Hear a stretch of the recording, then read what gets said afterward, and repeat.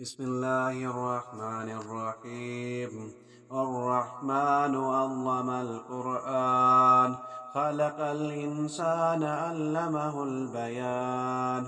الشمس والقمر بحسبان، والنجم والشجر يسجدان، والسماء رفعها ووضعها الميزان ألا تطغوا في الميزان وأقيموا الوزن بالقسط ولا تخسروا الميزان. والأرض وضعها للأنام، فيها فاكهة والنخل ذات الأكمام، والحب ذو العصف والريحان. فبأي آلاء ربكما تكذبان؟ خلق الإنسان من صلصال كالفخار، وخلق الجان من مارج من نار. فبأي آلاء ربكما تكذبان؟ رب المشرقين ورب المغربين، فبأي آلاء ربكما تكذبان؟ مرج البحرين يلتقيان، بينهما برزخ لا يبغيان. فبأي آلاء ربكما تكذبان؟ يخرج منهما اللؤلؤ والمرجان. فبأي آلاء ربكما تكذبان؟ وله الجوار المنشآت في البحر كالأعلام. فبأي آلاء ربكما تكذبان؟ كل من عليها فان، ويبقى وجه ربك ذو الجلال والإكرام. فبأي آلاء ربكما تكذبان؟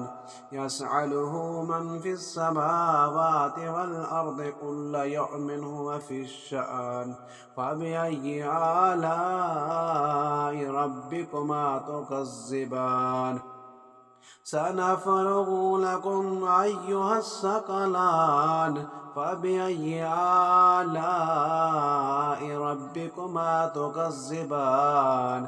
يا معشر الجن والإنس إن استطعتم أن تنفذوا من أقطار السماوات والأرض فانفذوا، لا تنفذون إلا بسلطان. فبأي آلاء ربكما تكذبان؟ يرسل عليكما شواظ من نار ونحاس فلا تنتصران. فبأي آلاء ربكما تكذبان؟ فإذا انشقت السماء فكانت وردة كالدهان.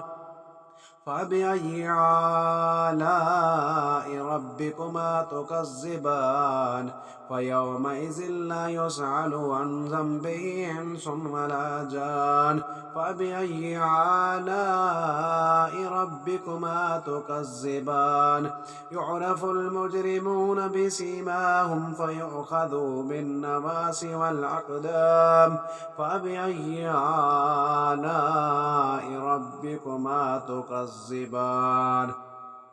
هذه جهنم التي يكذب بها المجرمون، يطوفون بينها وبين حميم عان. فبأي آلاء ربكما تكذبان؟ ولمن خاف مقام ربه جنتان. فبأي آلاء ربكما تكذبان؟ ذواتا أفنان. فبأي آلاء ربكما تكذبان؟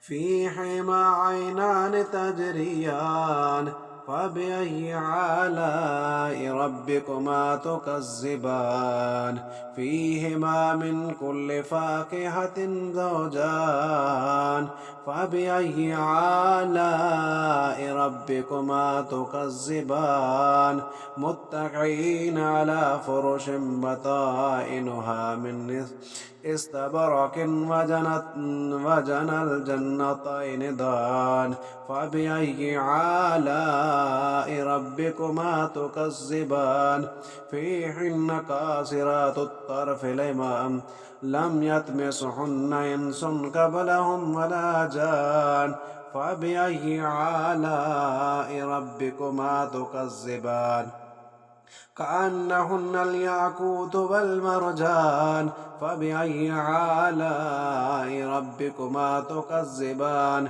هل جزاء الإحسان إلا الإحسان فبأي آلاء ربكما تكذبان ومن دونهما جنتان فبأي آلاء ربكما تكذبان مدهامتان فبأي آلاء ربكما تكذبان فيهما عينان نضاختان فبأي آلاء ربكما تكذبان فيهما فاكهة ونخل ورمان فبأي آلاء ربكما تكذبان فيهن خيرات حصان فبأي آلاء ربكما تكذبان حور مقصورة في الخيام